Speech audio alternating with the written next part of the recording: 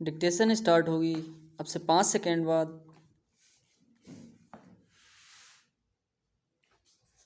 Start.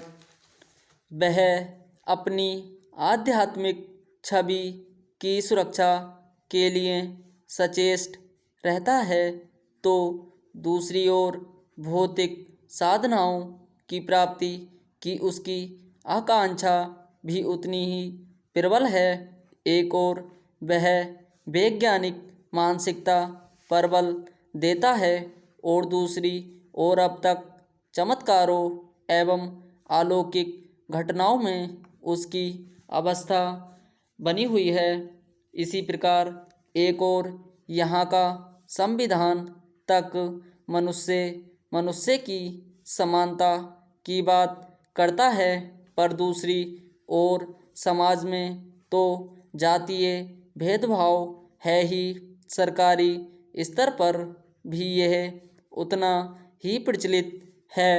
इन सारे विरोधाभासों का विश्लेषण बहुत सहज नहीं है, परंतु इससे भारतीय समाज के विकासक्रम की जटिलताओं को अवश्य समझा जा सकता है।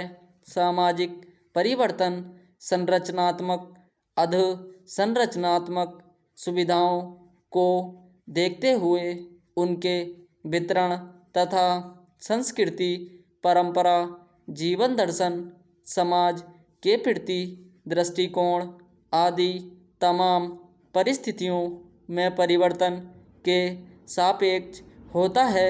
परिवर्तन तो अपरिहार्य है और किसी भी समाज की संस्कृति भी स्थिर नहीं रह सकती।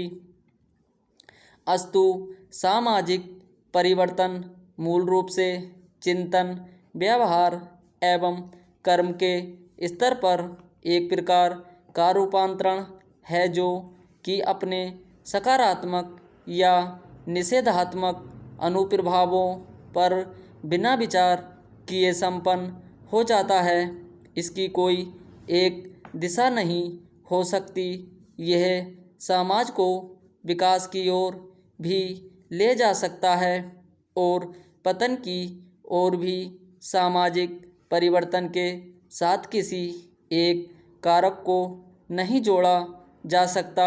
सामाजिक परिवर्तन के वाहक कारकों को इन श्रेणियों में विभक्त किया जा सकता है: जनसंख्याकी, तकनीकी, राजनीतिक, आर्थिक, सांस्कृतिक और विधिक। इसकी एक क्रमागत प्रक्रिया होती है, क्योंकि सामान्यतः लोग अपने स्थापित विश्वासों एवं प्रतिदर्शों को शीघ्र छोड़ने की स्थिति में नहीं होते। प्रायः कहा जाता है कि सामाजिक द्वंद्व एवं ज्ञान का विकास सामाजिक परिवर्तन को गति देते हैं, परंतु भारत में ऐसे अनेक कारण हैं जो सामाजिक परिवर्तन का आधार बनते हैं। जनसंख्याकी कारणों में जनसंख्या वृद्धि सबसे महत्वपूर्ण कारण है, जो गरीबी, निरक्षरता, स्वास्थ्य व आवास की समस्या आदि को जन्म देती है और ये सब सामाजिक वातावरण को बुरी तरह प्रभावित करते हैं। तकनीक के प्रकारों ने भी समाज में कई प्रकार से परिवर्तनों को जन्म दिया है। तीव्र औद्योगिकरण ने एक और आर्थिक विकास एवं नागरीकरण को बढ़ाया है, तो दूसरी ओर शहरी क्षेत्रों में गंदी बस्तियों एवं लोगों के जीवन स्तर में बहुत अधिक असमानता को भी इसने अंजाम दिया है। जमींदारी प्रथा की समाप्ति से आर्थिक विकास हुआ है, कम से कम कुछ क्षेत्रों में। इससे गरीबों के शोषण पर तो रोक लगी ही है।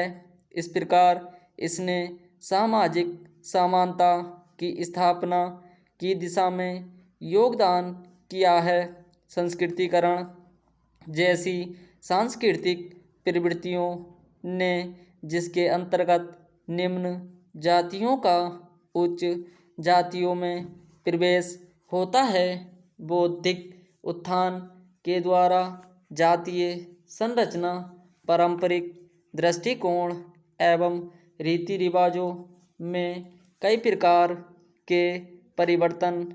स्टॉप।